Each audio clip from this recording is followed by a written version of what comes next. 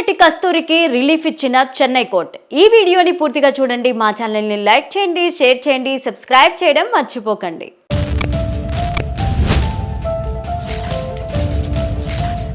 తెలుగువారిపై అనుచిత వ్యాఖ్యలు చేసిన కేసులో సినీ నటి కస్తూరికి ఊరట లభించింది. చెన్నైలోని ఎగ్మోర్ కోర్టు ఆమెకు బెయిల్ మంజూరు చేసింది.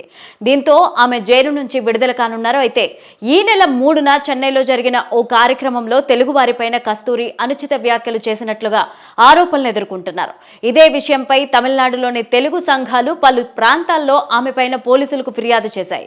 కస్తూరిపై కేసులు నమోదు కావడంతో ఆమెను అరెస్ట్ చేసేందుకు పోలీసులు ఆమె ఇంటికి వెళ్లారు.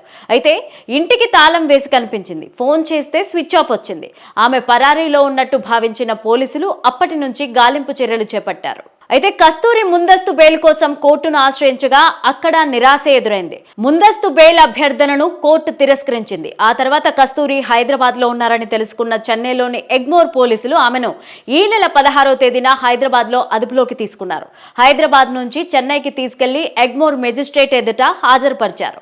దీంతో మెజిస్ట్రేట్ కు ఆమె ఈ నెల 29 వరకు రిమాండ్ విధించారు. కోర్టు ఆదేశాలతో ఆమెను పులల్ సెంట్రల్ జైలుకు తరలించారు. అయితే తాజాగా కస్తూరి బెయిల్ కోసం పిటిషన్ దాఖలు చేయడంతో ఎగ్మోర్ కోర్టు ఆమెకు బెయిల్ మంజూరు చేసింది.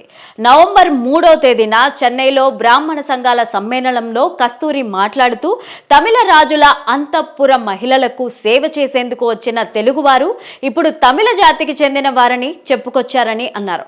అయితే మరి దశాబ్దాలు పూర్వమే ఇక్కడకు వచ్చిన బ్రాహ్మణులు తమిళ గుర్తింపును కోరుకోవడంలో తప్పేముందని ప్రశ్నించారు. ఈ విషయంలోనే నటి కస్తూరి వ్యాఖ్యలపై తెలుగు ప్రజలు ఆగ్రహం వ్యక్తం చేస్తూ పలు సెక్షన్లలో ఆమెపైన కేసులు ఫిర్యాదయ్యాయి.